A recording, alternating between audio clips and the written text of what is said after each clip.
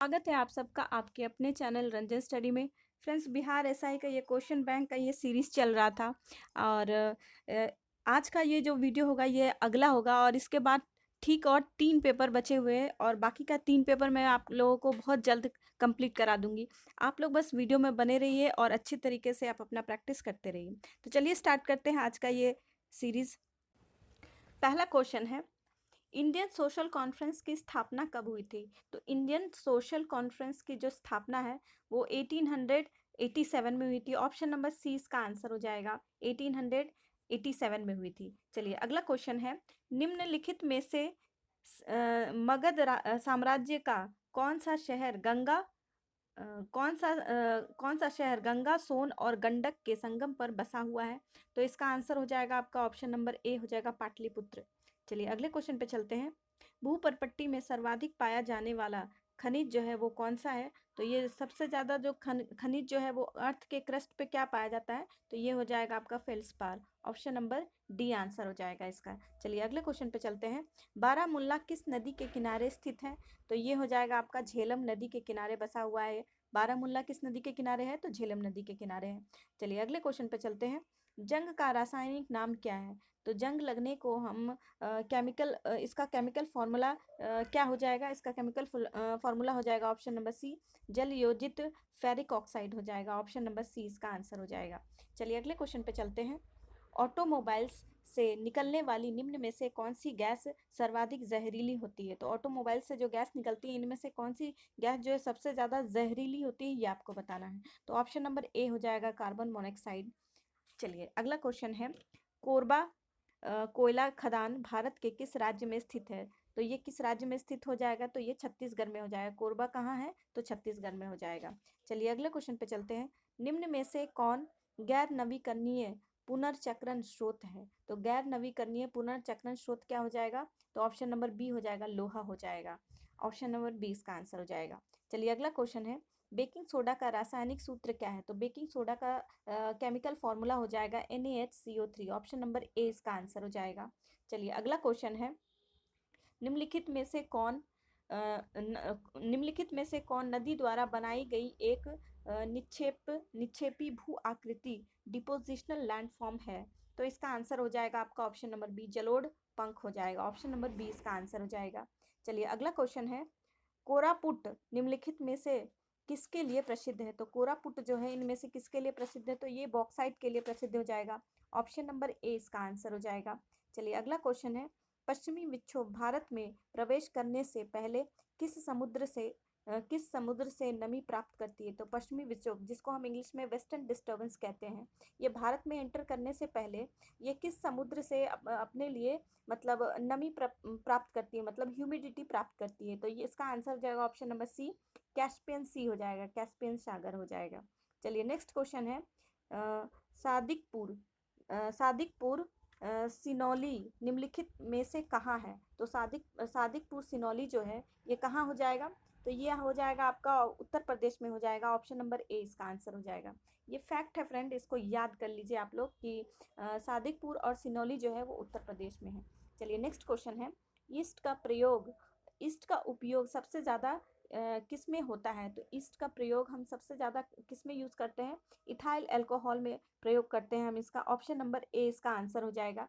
चलिए अगला क्वेश्चन है, जठर रस का पीएच मान क्या होता है? तो इसका पीएच मान हो जाएगा आपका ऑप्शन नंबर ए हो जाएगा, 2 होता है। जठर रस का पीएच मान 2 हो जाएगा। चलिए अगला क्वेश्चन है, सफ़ेद फास्फोरस का आकार होता है, तो वाइट फास्फोरस का कैसा उसका मतलब आकार होता है? तो इसका आकार चतुष्फलीय होता है। ऑप्शन नंबर बी इसका आंसर हो जाएगा। चलिए नेक्स्ट क्वेश्चन है, चावल की खेती के लिए उपयुक्त जलवायु कौन सी है? तो इनमें से चावल की खेती करने के लिए सबसे अच्छा जो एनवायरनमेंट का जो कंडीशन होता है वो उष्ण कटिबंधीय हो जाएगा। ऑप्शन नंबर बी इसका आंसर हो जाएगा। चलिए अगला क्वेश्चन है, निम्नलिखित में से सबसे पहला एंटीबायोटिक दवा कौन सा है? तो इनमें से सबसे पहला एंटीबायोटिक जो दवा है वो क्या है? सल्फा ड्रग हो जाएगा और सल्फा ड्रग हो जाएगा। ऑप्शन नंबर ए इसका आंसर हो जाएगा। चलिए अगला क्वेश्चन है, निम्नलिखित में से कौन सबसे अधिक प्रत्यास्थ प्रत्यास्थ लचीला मतलब इलास्टिक है? इसमें से सबसे ज़्यादा इलास्टिसिटी किस में पाया जाता है? तो स्टील में पाया जाता है। ऑप्शन नंबर ए इसका आंसर हो जाएगा। चलिए अगले क्वेश्चन पे चलते हैं। निम्नलिखित में से किसकी तरंग दैर्घ्य सबसे कम है? तो इनमें से सबसे कम कम जो तरंग दैर्घ्य है उनमें से किसकी हो जाएगी? तो एक्स किरणें की हो जाएगी, जिसकी तरंग दैर्घ्य सबसे कम होती है। चलिए अगला क्वेश्चन है, लोकसभा अध्यक्ष अपना त्याग पत्र किसे सौंपता है? तो लोकसभा जो अध्यक्ष होता है अपना त्याग पत्र उपाध्यक्ष को सौंपता है। ऑप्शन नंबर ए इसका आंसर हो जाएगा। चलिए अगला क्वेश्चन है, प्रकाश तरंग और ध्वनि तरंग के बीच का अंतर निम्नलिखित में से किस घटना पर आधारित है? तो ये हो जाएगा आपका ध्रुवीकरण हो जाएगा, जिसको हम पोलराइजेशन कहते हैं इंग्लिश में। ऑप्शन नंबर 20 का आंसर हो जाएगा। फ्रेंड्स, अगर आप लोगों ने हमारे चैनल को सब्सक्राइब नहीं किया है तो प्लीज़ से सब्सक्राइब कर लीजिए, ताकि आपके पास नोटिफिकेशन पहुंच जाए और आप अपनी तैयारी बहुत अच्छे तरीके से कर पाएं। चलिए अगला क्वेश्चन है, निम्नलिखित में से किस शिलालेख में अशोक के नाम का उल्लेख है? तो इसमें से किस शिलालेख में अशोक का नाम जो है उल्लेखित किया गया है? तो ये हो जाएगा मास्की हो जाएगा। ऑप्शन नंबर 20 का आंसर हो जाएगा। चलिए अगला क्वेश्चन है, चलती कार में अचानक ब्रेक लगने पर यात्री का आगे की ओर झुकना निम्नलिखित में से किसका उदाहरण है? तो अचानक जब ब्रेक लगता है तो जब इंसान आगे की तरफ झुकता है तो ये हो जाएगा गति जड़त्व हो जाएगा, गति का जड़त्व हो जाएगा। ऑप्शन नंबर ए इसका आंसर हो जाएगा। चलिए अगला क्वेश्चन है, हुंड्रू जलप्रपात किस नदी पर अवस्थित है? तो हुंड्रू जलप्रपात जो है ये स्वर्णरेखा नदी पर है। ऑप्शन नंबर सी इसका आंसर हो जाएगा। चलिए नेक्स्ट क्वेश्चन है, निम्नलिखित में से कौन सा अनुच्छेद कुछ मामलों का उच्च न्यायालय में स्थानांतरण से संबंधित है? तो इसका आंसर हो जाएगा 228, आर्टिकल नंबर 228 हो जाएगा।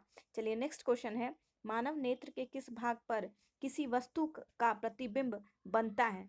तो किसी भी वस्तु का जो प्रतिबिंब है वो किस भाग पर बनता है? तो वो रेटिना पे बनता है। ऑप्शन नंबर सी इसका आंसर हो जाएगा। चलिए अगले क्वेश्चन पे चलते हैं, प्याज अपने भोजन को संग्रहित करता है। तो प्याज अपने भोजन को कहाँ जाकर संग्रहित करता है? तो पत्तियों में जाकर संग्रहित करता है। ऑप्शन नंबर 20 का आंसर हो जाएगा।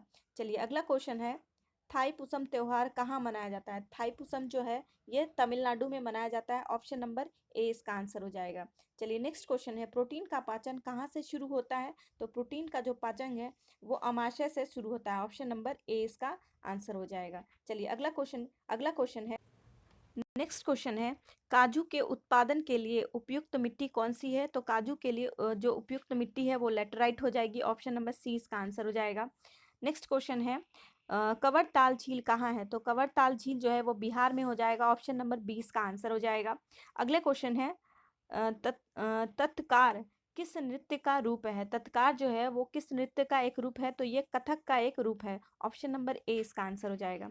नेक्स्ट क्वेश्चन है, भारत छोड़ो आंदोलन 1942 के समय जेल से भागकर किसे भूमिगत होकर लड़ाई लड़ी? किसने भूमिगत होकर लड़ाई लड़ी थी? तो ये हो जाएगा जयप्रकाश नारायण ने। ऑप्शन नंबर ए इसका आंसर हो जाएगा। चलिए अगला क्वेश्चन है, यूनिसेफ यूनिसेफ का मुख्यालय कहाँ है? तो यूनिसेफ का जो हेडक्वार्टर्स है न्यूयॉर्क हो जाएगा। ऑप्शन नंबर सी इसका आंसर है। चलिए अगला है, राजा राम मोहन रॉय को राजा की उपाधि किसने दी थी? तो अकबर सेकंड ने दी थी राजा राम मोहन रॉय को उपाधि जो है वो राजा की जो उपाधि है इसको किसने दी थी? तो अकबर सेकंड ने दी थी। चलिए नेक्स्ट है, विश्व मानवाधिकार दिवस कब मनाया जाता है? तो ये आपका 10 दिसंबर को मनाया जाता है। विश्व मानवाधिकार दिवस 10 दिसंबर को हम इसको मनाते हैं। चलिए अगला क्वेश्चन है, उत्तर भारत में भक्ति आंदोलन का आरंभ किस संत ने किया था? तो उत्तर भारत में भक्ति आंदोलन का जो आरंभ है रामानंद ने किया था। ऑप्शन नंबर ए इसका आंसर हो जाएगा। चलिए अगले क्वेश्चन पे चलते हैं, कौन सा क्षेत्र उच्च न्यायालय के अंतर्गत नहीं आता है? तो उच्च न्यायालय मतलब हाई कोर्ट के अंतर्गत इनमें से कौन सा नहीं आता है? तो ये हो जाएगा परमार्शी अधिकार हो जाएगा। ऑप्शन नंबर बी इसका आंसर हो जाएगा। चलिए अगला है, स्टेपिस क्षेत्र किस फसल के लिए प्रसिद्ध है? स्टेपिस जो एरिया है वो किस फसल के लिए प्रसिद्ध है? तो ये गेहूं के लिए प्रसिद्ध हो जाएगा। ऑप्शन नंबर सी इसका आंसर हो जाएगा। चलिए नेक्स्ट क्वेश्चन है, किस कंपनी द्वारा रेलवे की शुरुआत पहली बार की गई थी? तो किस कंपनी ने सबसे पहले रेलवे की शुरुआत की थी? तो ये हो जाएगा great Indian peninsula railway, option number A इसका आंसर हो जाएगा। ग्रेट इंडियन पेनिनसुला रेलवे ने शुरू किया था। चलिए नेक्स्ट क्वेश्चन है, सरकार के वित्तीय खर्च पर अंतिम टिप्पणी कौन करता है? तो सरकार के वित्तीय खर्च पर जो अंतिम टिप्पणी है वो नियंत्रक एवं महालेखा परीक्षक करता है। ऑप्शन नंबर सी इसका आंसर हो जाएगा।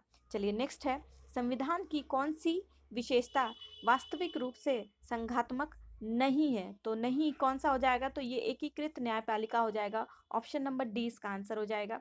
चलिए नेक्स्ट क्वेश्चन है, किस संविधान संशोधन के तहत राष्ट्रपति को मंत्रिमंडल की राय को मानने के लिए बाध्य किया गया है? तो इसका आंसर हो जाएगा ऑप्शन नंबर ए 42वां अमेंडमेंट, मतलब 42वां संशोधन के संविधान संशोधन से इसको मतलब बाध्य किया गया है।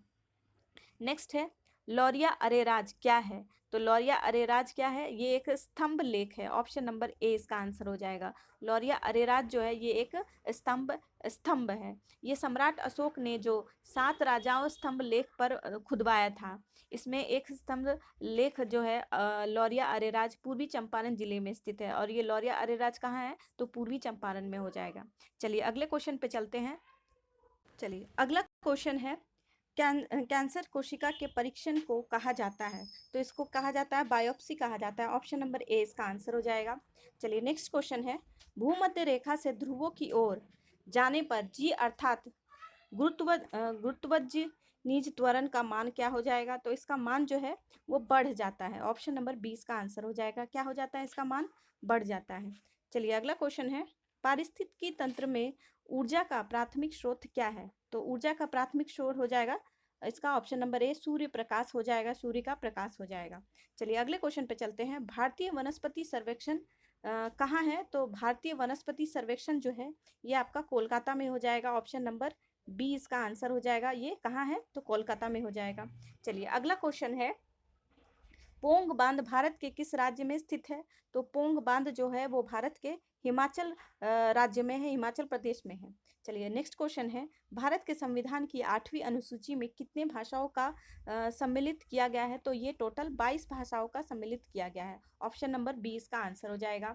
चलिए अगला क्वेश्चन है, भारत में सबसे बड़ा चाय उत्पादक राज्य कौन सा है? तो भारत में सबसे बड़ा चाय उत्पादक राज्य जो है वो असम हो जाएगा। ऑप्शन नंबर ए इसका आंसर हो जाएगा। चलिए अगला क्वेश्चन है, निम्नलिखित में से किस आंदोलन की शुरुआत नमक कानून को तोड़ने के साथ हुई थी? तो नमक कानून जब तोड़ा गया था तो उसके साथ तुरंत बाद कौन सा आंदोलन स्टार्ट किया गया था? तो ये सविनय अवज्ञा आंदोलन हो जाएगा। ऑप्शन नंबर सी इसका आंसर हो जाएगा। चलिए अगला है, ग्रैंड ट्रंक रूट निम्नलिखित में से किससे संबंधित है? तो ग्रैंड ट्रंक जो रूट है इनमें से परिवहन से रिलेटेड है। तो ये रोडवेज से रिलेटेड है। ऑप्शन नंबर ए इसका आंसर हो जाएगा। चलिए नेक्स्ट है, फ्रेंच ओपन 2020 महिला एकल वर्ग का खिताब किसने जीता है? फ्रेंड्स ये करंट अफेयर्स का क्वेश्चन है, इसमें आप लोगों को ज़्यादा टाइम बर्बाद नहीं करना है, बस आप लोग देखते जाइए और आप लोग जो प्रेजेंट अभी करंट में जो चल रहा है आप लोग उससे अपडेटेड रहिएगा। इस वाले क्वेश्चन को आप लोगों को याद नहीं करना है। तो इसका आंसर हो जाएगा ईगा स्वेटेक हो जाएगा। ऑप्शन नंबर सी इसका आंसर है। चलिए नेक्स्ट है, स्मार्ट सिटी इंडेक्स 2020 में कौन सा देश शीर्ष पर रहा है? तो शीर्ष पर जो रहा है वो ये सिंगापुर हो जाएगा। ऑप्शन नंबर ए इसका आंसर हो जाएगा। चलिए अगला है, वर्ष 2020 में प्रतिष्ठित गोल्डन पीकॉक पर्यावरण प्रबंधन पुरस्कार के किस सार्वजनिक क्षेत्र के उपक्रम को सम्मानित किया गया है? तो जो ये सम्मानित किया गया वो सेल को किया गया है। ऑप्शन नंबर ए इसका आंसर हो जाएगा। चलिए नेक्स्ट क्वेश्चन है, भारत ई मार्केट निम्नलिखित में से किसके द्वारा लॉन्च किया गया है? तो भारत ई मार्केट इनमें से किसके द्वारा लॉन्च किया गया है? तो CAIT के द्वारा इसको लॉन्च किया गया है।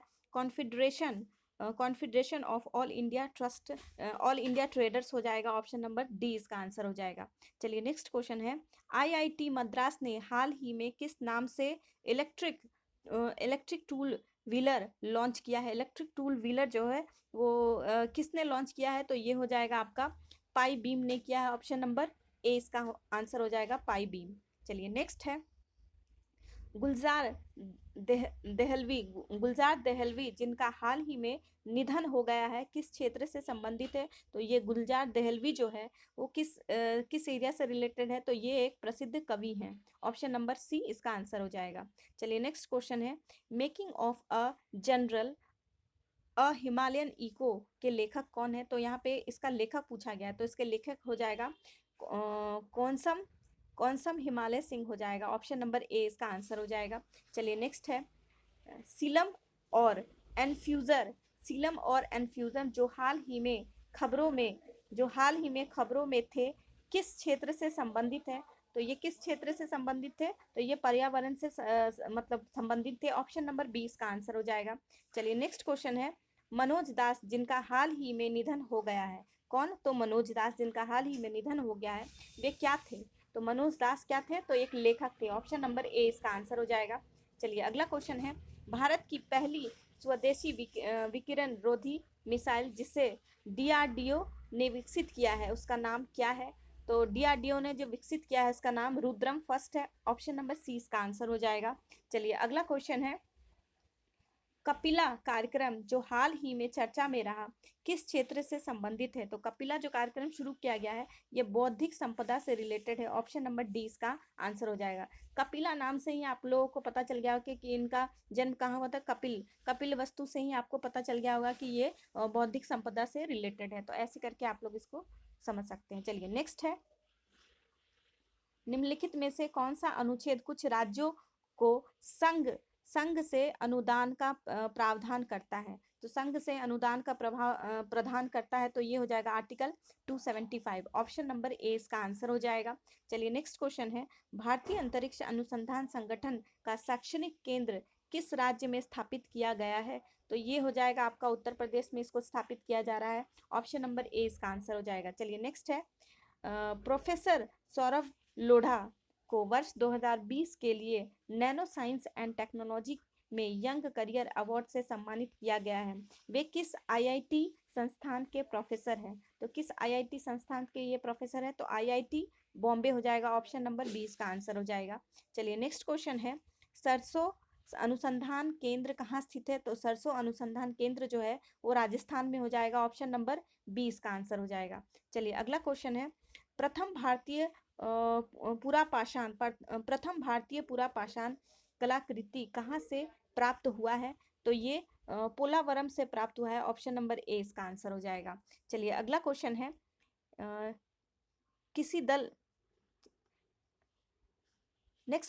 किसी दल को विपक्षी दल का दर्जा प्राप्त करने के लिए कम से कम कितनी फीसदी सीट प्राप्त होनी चाहिए? तो कम से कम कितनी परसेंट सीटें प्राप्त होनी चाहिए? तो ये हो जाएगा आपका 10% सीट प्राप्त होनी चाहिए, ऑप्शन नंबर ए इसका आंसर हो जाएगा।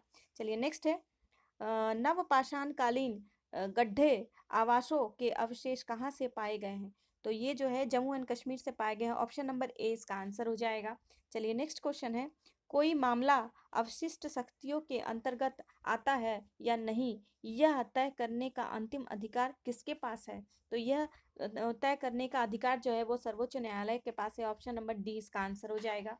चलिए नेक्स्ट क्वेश्चन है लोक लेखा समिति में लोकसभा से कितने सदस्य होते हैं? तो लोक लेखा समिति में टोटल कितने होते हैं? तो 15 होते हैं, ऑप्शन नंबर ए हो जाएगा। लोक लेखा समिति में लोकसभा से टोटल कितने होते हैं? तो 15 सदस्य होते हैं।